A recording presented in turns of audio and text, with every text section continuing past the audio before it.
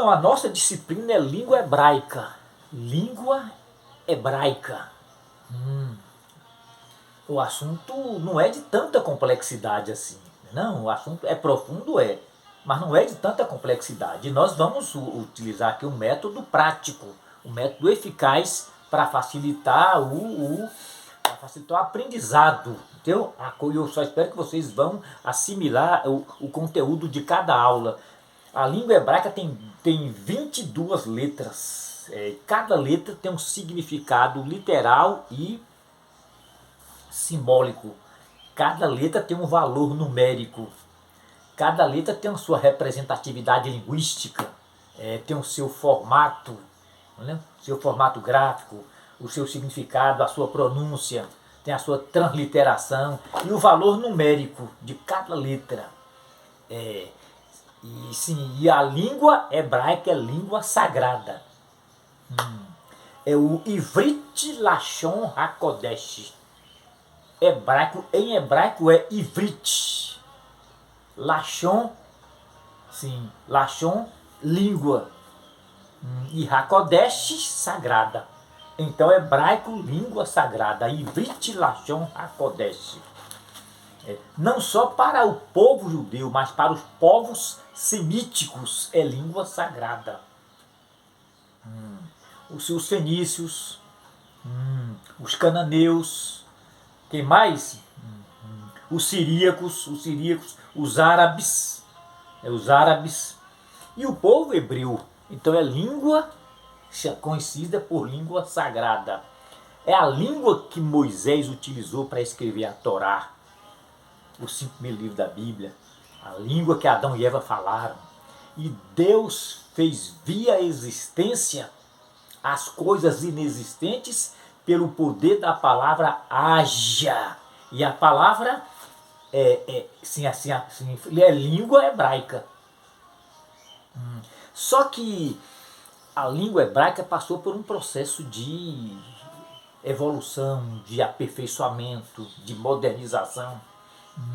O alfabeto hebraico passou por vários períodos históricos. O primeiro alfabeto foi o arcaico, foi o proto-hebraico. O proto, ele era pictografado. Acreditam-se que Adão e Eva utilizaram o alfabeto pictografado. Moisés também o pictografado. E ele estendeu até lá o episódio do Babel, através de pictografia. A primeira letra do alfabeto hebraico era o simbolismo de um boi. Que boi na cultura, naquelas culturas, aí fala de força, né? De força, de poder, de liderança, de serviço. E a última letra do alfabeto hebraico, naquela cultura, era simbolizado por uma cruz, que era o Tav. A primeira é o Aleph e a última é o Tav. Entendeu? E Tav, naquela cultura, era símbolo de sacrifício, porque era uma cruz. Observa uma curiosidade aí. Cristo presente na língua hebraica, né? Cristo na primeira letra, no Aleph, e Cristo na última letra, porque Cristo é servo que vai à cruz. Então Cristo é Aleph e Tav, servo que vai à cruz. Agora, o segundo alfabeto hebraico, qual foi? Não sei se nós já comentamos. Não, o segundo foi o primeiro foi o proto quer dizer primeiro. O segundo foi o paleo cananeu, o paleo hebraico. Já não era pictografado, ele era ideografado, era ideografias, não. O segundo o primeiro era pictografado, o segundo não, o segundo já era ideografado. Aí já o terceiro alfabeto hebraico, o quadrático, as letras eram em quadrinhos, né? Em quadrinhos. Pictografia foi o arcaico. O terceiro foi o quadrático. O segundo, o paleo.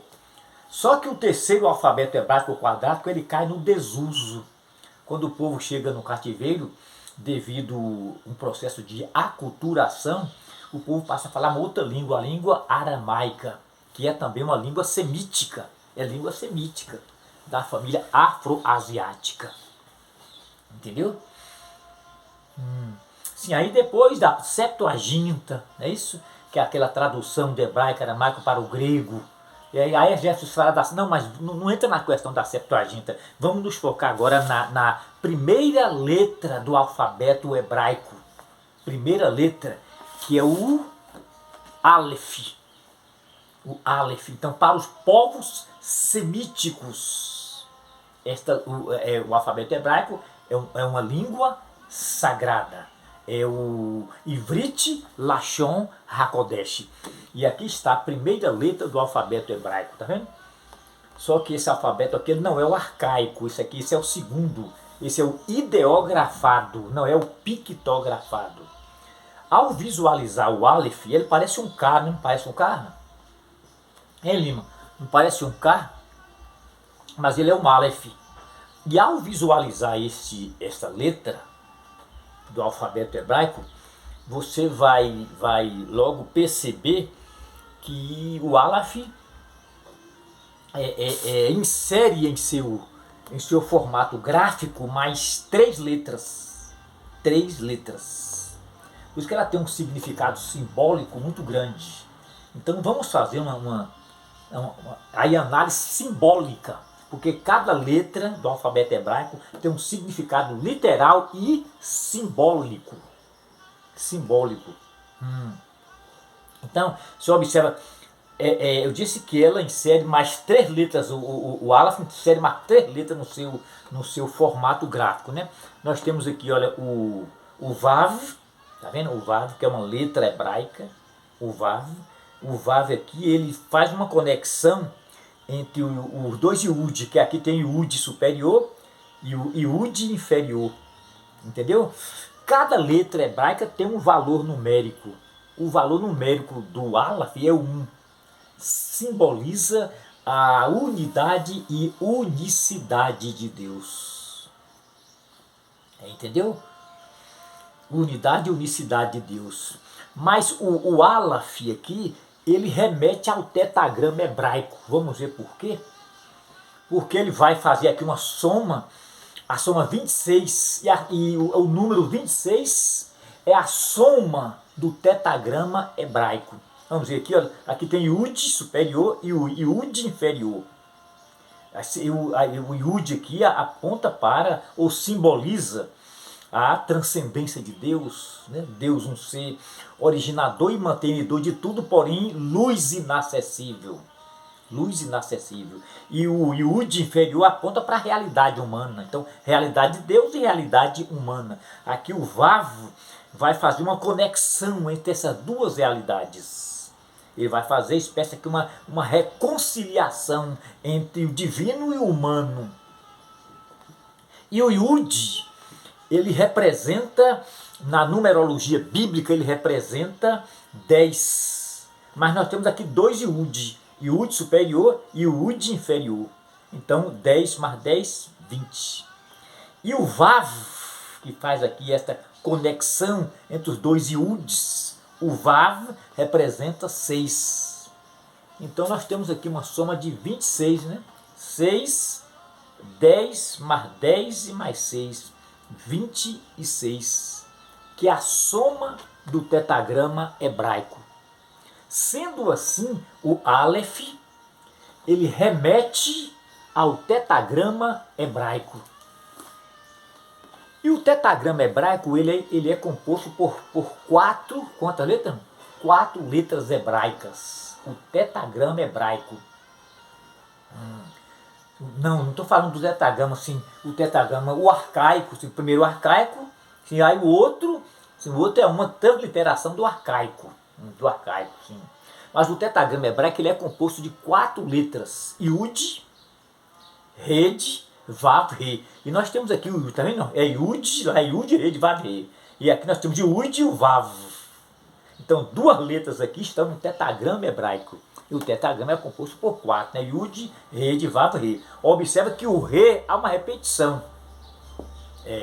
Aí você transliterando o tetragrama hebraico para a língua portuguesa, você vai ter 4 letras da língua portuguesa, o YHWH. Né? E o tetragrama hebraico revela o teônimo, que é o nome de Deus. O nome de Deus. Agora, que nome é este? Olha, o tetragrama hebraico não revela, não é um nome teofórico, o teofórico é aquele, são os nomes que carregam o nome de Deus. O tetragrama hebraico revela o teônimo, que é o nome. Para os judeus, esse nome é intraduzível, é impronunciável, é enigmático. Os judeus tinham receio de tomar o nome do Senhor em vão, os judeus. Aí eles usavam a expressão Hashem, que quer dizer o nome. O nome. Então, o tetragrama hebraico revela o nome, o teônimo. Há uma diferença, porque o teofórico, fórico é aquele que carrega. E theos, Deus no grego, né?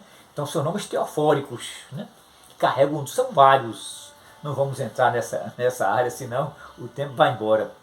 Nós só temos mais 5 minutinhos. Então o tetragrama hebraico revela o nome de Deus. Sim, muito bem. A palavra Senhor nós vamos encontrar mais ou menos 7.000 vezes na Bíblia. E a palavra Senhor é uma interpolação. Sim, por quê, irmão? Todas as vezes que você encontrar a palavra Senhor na Bíblia, originalmente está escrito assim: Yud, Red, Vav, que ali está o nome de Deus. Entendeu? Yud, Red, Vav.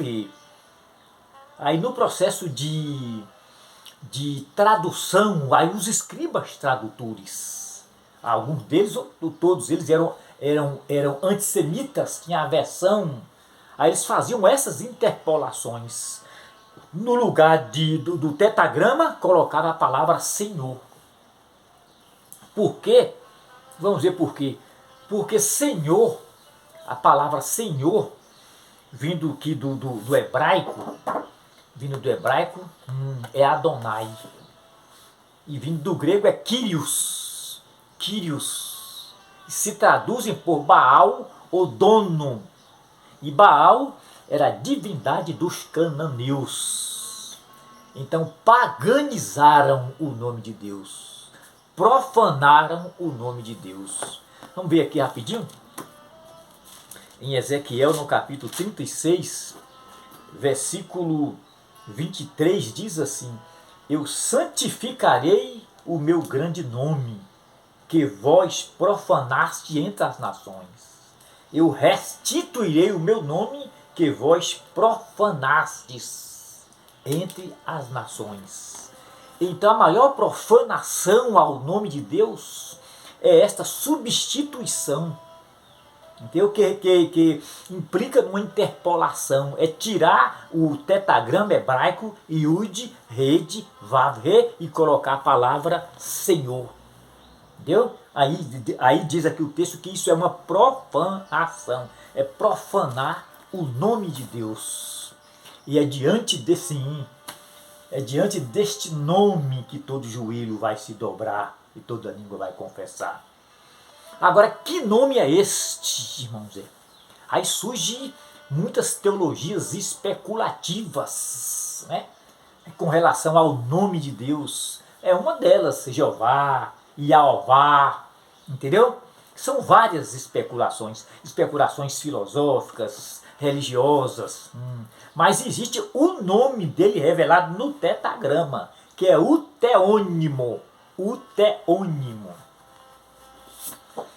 Agora vamos tentar vocalizar o tetragrama hebraico, porque o texto hebraico original, o hebraico arcaico, ele não era vocalizado, ele era consonantal. 22 letras consoantes, não havia vogais. Posteriormente, lá no século 5, 6, é que os maçoretas fizeram um trabalho de vocalização do texto consonantal. Eles introduziram no texto aí o patá, o câmeros, o segol e outras vogais hebraicas, né? São pontos acrílicos ou pontos vocálicos. Não entra nessa área não, que não vai dar. Não vai dar. Vamos só tentar aqui vocalizar. Vamos só tentar aqui vocalizar o tetragrama hebraico. Vamos, olha. O Aleph, ele não tem uma representação linguística. O Aleph não tem também assim não tem um som como o Bet tem, como o Tav tem, entendeu? Ele é uma letra silenciosa. O Aleph é uma letra silenciosa. Mas se vocalizado, ele vai receber aqui vários sons. Vamos ver aqui, olha. Nós temos aqui o Aleph, não é isso? Se eu pego aqui se eu coloco um tracinho aqui na horizontal, a letra Aleph vai receber o tom de A. O tom de A. Entendeu? O tom de A. Aí vem Aleph, o tom de A. Se eu pego aqui três pontos vocálicos, se eu coloco aqui, um aqui, outro aqui e outro aqui, formando uma espécie de uma pirâmide, né? Um aqui, outro aqui, ele vai receber o som de E, né? E com circunflexo.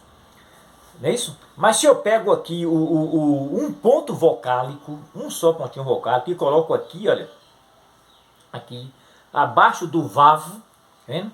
Abaixo do Vav, tá aqui, olha, abaixo do Vav, ele vai receber o som de I. I. Certo? I. E se eu pego este pontinho daqui, vocálico, e trago para aqui, para a parte de cima do Vav, ele vai receber o som de O. De O. Mas se eu pego três pontinhos aqui, ó, tipo uma escada, eu boto um pontinho aqui, outro aqui e outro aqui, ele vai receber o som de U. De U. Aí você vai ver o A, E, I, O, U. Então ele vai estar vocalizado. Vocalizado. Entendeu? Vocalizado, porque sem a vocalização, o Aleph ele não tem som nenhum. Ele é mudo. Ele é mudo. Ele é uma letra silenciosa. Silenciosa. Nós vamos ver, irmãos, posteriormente, aí vem a outra letra do alfabeto hebraico, que é o Bet. Vamos ver o Bet. Já o Bet tem uma representação linguística. O Bet tem um som. O Bet, depois vem o Gimel, o Dalet, né? O Re, e até chegar ao Tav, que é a última letra do alfabeto hebraico. Não vai dar, não. O tempo está totalmente esgotado. Leia, você pode ler rapidinho, diga aí o capítulo, o versículo, aí o livro de Isaías, pode ler? Leia.